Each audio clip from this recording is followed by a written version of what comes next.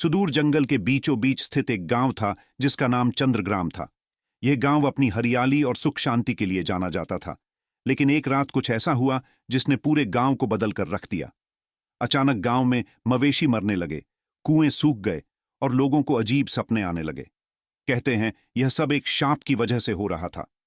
गांव के मुखिया ने किसी को भेजकर एक मशहूर तांत्रिक अघोरनाथ को बुलाया। अघोरनाथ अपनी तंत्र विद्या और रहस्यमय शक्तियों के लिए कुख्यात थे।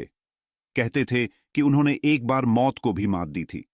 अघोरनाथ गांव पहुंचते ही बोले, यह जगह सिर्फ शापित नहीं, यहां किसी प्राचीन शक्ति को जगाने की कोशिश हो रही है।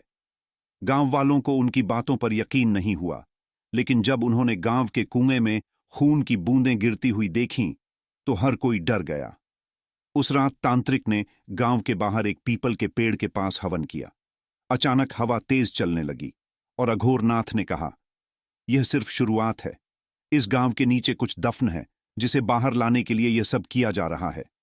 अघोरनाथ ने गांव वालों से पूछा कि क्या उनके पूर्वजों ने कभी कोई गुफा या रहस्यमय स्थान के बारे में बताया है। मुखिया ने कहा कि गांव के पास एक पुरानी गुफा है, लेकिन वहां जाना मना था क्योंकि कहा जाता था कि वहां मौत का बसेरा है। अघोरनाथ ने उस गुफा में जाने का निर्णय लिया। उनके साथ गांव के कुछ बहादुर लोग भी गए।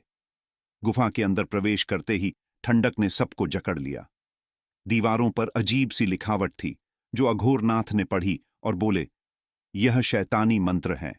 इस जगह पर किसी ने तंत्र साधना की है और यहां एक प्राचीन आत्मा को बंद कर दिया गया है, लेकिन वह आत्मा अब मुक्त होने की कोशिश कर रही है। गुफा के अंत में एक बड़ा पत्थर रखा था। अघोरनाथ ने कहा, इसे हटाने से पहले मुझे पूरी तैयारी करनी होगी। यह आत्मा इतनी शक्तिशाली है कि पूरे गांव को नष्ट कर सकती है। अगले दिन अघोरनाथ ने पूरे गांव में सुरक्षा के लिए मंत्र पढ़कर एक घेरा बनाया। उन्होंने गुफा में जाकर हवन शुरू किया। जैसे ही उन्होंने मंत्रोच्चार किया, गुफा के अंदर एक भयंकर आवाज गूंजने लगी। अचानक पत्थर हटा और एक काले धुएं के रूप में आत्मा बाहर आई। उसने गरजते हुए कहा, तुम मुझे नहीं रोक सकते, मैं इस गांव को तबाह कर दूंगा। अघोरनाथ ने अपने सारे मंत्रों का उपयोग किया। आत्मा ने हमला करना शुरू किया, लेकिन तांत्रिक ने अपनी तंत्र विद्या से उसे फिर से उसी पत्थर के नीचे बांध दिया। यह प्रक्रिया इतनी कठिन थी कि अघोरनाथ खुद घायल हो गए। सब कुछ शांत होने के बाद अघोरनाथ ने गांव वालों को बताया कि यह आत्मा एक प्राचीन राजा की थी जिसे उसके मंत्रियों ने धोखा देकर मार दिया था। वह आत्मा बदला लेना चाहती थी और उसे किसी ने जानबूझकर जागृत करने की कोशिश की थी। गांव के लोगों ने सोचा कि आत्मा को जागृत करने वाला कौन हो सकता है।